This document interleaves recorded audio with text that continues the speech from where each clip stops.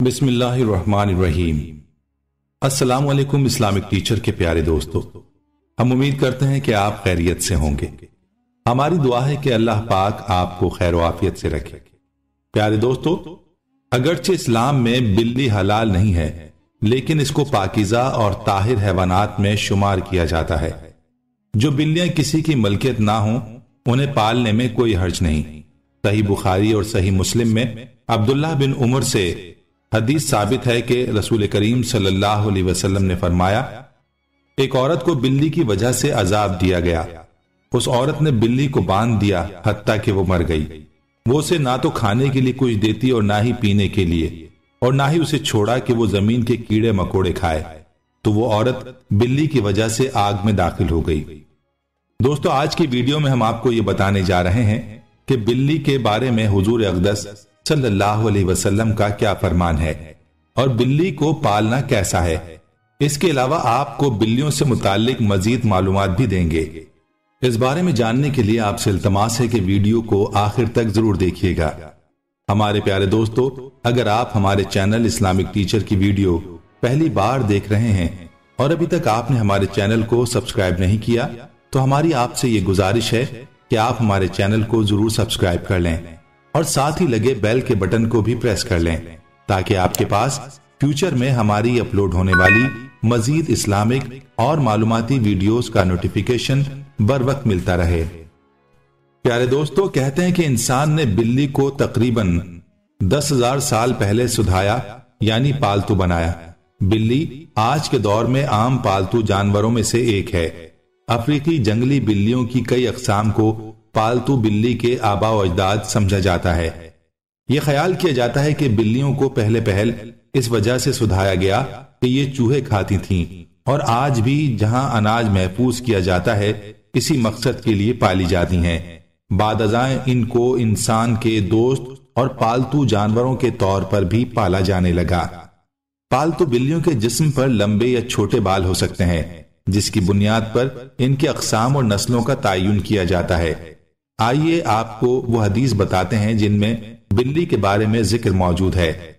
دوستو، روایات سے یہ بات ثابت ہے کہ بلی اگر کھانے میں سے کچھ کھا جائے یا پانی پی جائے تو وہ پلید اور نجس نہیں ہو جاتا، کیونکہ ابو داؤد وغیرہ میں حدیث ہے کہ ایک عورت نے حضرت عائشہ رضی اللہ تعالی عنہا کو ہریسہ بھیجا تو وہ نماز پڑھ رہی تھیں۔ انہوں نے نماز میں ہی اشارہ کیا کہ وہ اسے رکھ دے، تو بلی آئی اور آ کر اس میں سے کھا گئی۔ عائشہ رضی اللہ تعالی عنہا نے نماز کے بعد اسی جگہ سے ہریسہ کھایا جہاں سے بلی نے کھایا تھا، اور فرمایا، بلا شبہ رسول کریم صلی اللہ علیہ وسلم کا فرمان ہے، یہ بلی پلید اور نجس نہیں، بلکہ یہ تو تم پر آنے جانے والیاں ہیں۔ عائشہ رضی اللہ تعالی عنہا بیان کرتی ہیں، میں نے رسول کریم صلی اللہ علیہ وسلم کو بلی کے بچے ہوئے پانی سے وضو کرتے دیکھا ہے۔ اسی طرح سے سنن ابن ماجہ اور امام بخاری رحمہ اللہ نے ایک روایت نقل کی ہے کہ کشبہ بن کعب بن مالک کی حدیث میں ہے کہ ابو قتادہ رضی اللہ تعالیٰ عنہ، یہ کشبہ کے سسر ہیں، ایک روز کشبہ کے پاس گھر آئے تو اس نے ان کے لیے ایک برتن میں وضو کے لیے پانی ڈالا، تو ایک بلی آئی اور اسے پینا چاہا، تو ابو قتادہ رضی اللہ تعالیٰ عنہ نے برتن کو بلی کی جانب ٹیڑھا کر دیا تاکہ وہ پی لے۔ کشبہ کہتی ہیں، تو آپ رضی اللہ تعالی عنہ نے دیکھا کہ میں انہیں دیکھے جا رہی ہوں، تو وہ کہنے لگے، میری بھتیجی، کیا تم اس سے تعجب کر رہی ہو؟ کشبہ کہتی ہیں، میں نے کہا، جی ہاں۔ تو انہوں نے کہا، نبی کریم صلی اللہ علیہ وسلم نے فرمایا، یہ نجس نہیں بلکہ یہ تم پر آنے جانے والی ہیں۔ دوستو، جہاں تک گھر میں بلی پالنے کا سوال ہے تو اس بارے میں فقہا کا کہنا ہے کہ گھر میں بلی رکھی جا سکتی ہے، ایسا کرنے میں کوئی حرج نہیں، کیونکہ بلی موذی جانور نہیں اور نہ ہی نجس ہے۔ ہر ایک کو یہ معلوم ہے کہ اس میں کوئی نقصان نہیں، بلکہ بلی گھر میں رکھنا فائدہ مند ہے، اس لیے کہ یہ گھر میں پیدا ہونے والے کیڑے مکوڑے اور سانپ و چوہے کھا جاتی ہے، اور نجس اس لیے نہیں کہ حدیث میں نبی کریم صلی اللہ علیہ وسلم نے اس کے نجس نہ ہونے کا بتلا دیا ہے۔ دوستو، اس طرح ابو ہریرہ رضی اللہ تعالیٰ عنہ کا یہ نام ہی اسی لیے رکھا گیا کہ وہ بلیوں پر رحم کرتے اور انہیں پالتے تھے، حتیٰ کہ وہ اس کنیت کے ساتھ ہی مشہور ہو گئے اور لوگ ان کا اصل نام ہی بھول گئے۔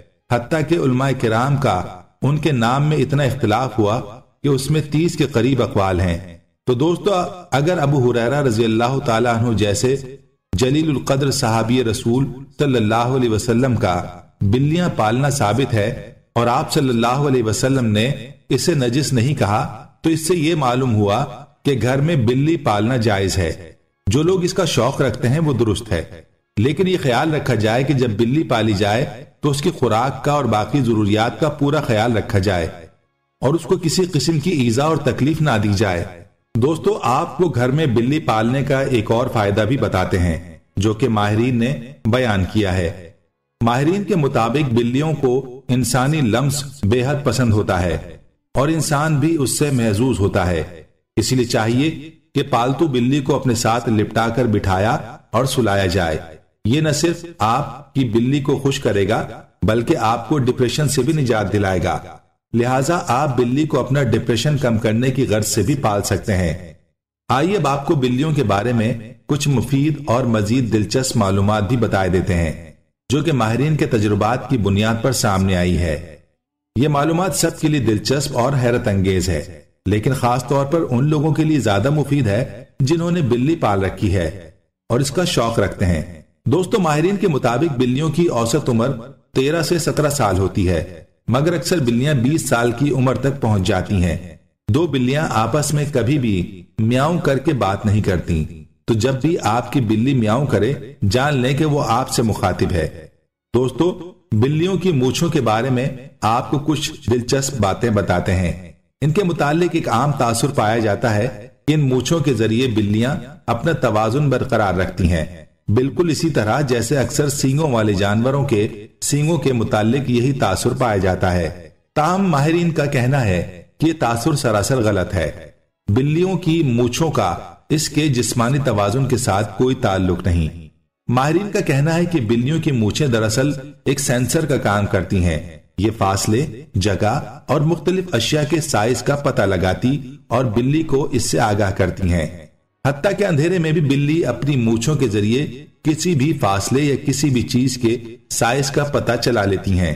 رپورٹ کے مطابق بلی کی مونچھیں تنگ جگہوں، مثال کے طور پر چوہوں کے بل وغیرہ کے سوراخ کی چوڑائی کا بھی اندازہ لگاتی ہیں۔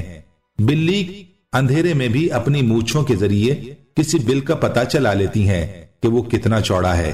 اگر بلی کسی تنگ جگہ میں جانا چاہتی ہو تو یہ اس کی مونچھیں ہی ہیں جو اسے بتاتی ہیں کہ وہ اس تنگ جگہ میں جا سکتی ہے یا نہیں اور کہیں اندر پھنس تو نہیں جائے گی۔ ماہرین کے مطابق بلی کی مونچھوں کی مختلف حالتیں اس کے موڈز کے بارے میں بتاتی ہیں۔ اگر بلی کی مونچھیں پرسکون حالت میں نیچے کی طرف جھکی ہوئی ہوں تو اس کا مطلب ہے کہ بلی بھی پرسکون حالت میں ہے اور آرام کر رہی ہے۔ اگر بلی کی مونچھیں دونوں اطراف میں تنی ہوئی ہوں تو اس کا مطلب ہے کہ بلی دفاعی پوزیشن میں ہے، وہ بہت غصے میں ہے یا کسی چیز سے ڈری ہوئی ہے۔ اور اگر بلی کے مونچھیں آگے کی طرف تنی ہوں تو اس کا مطلب ہے کہ بلی کسی تجسس میں مبتلا ہے، وہ کسی چیز کے شکار میں ہے یا کھیلنے کے موڈ میں ہے۔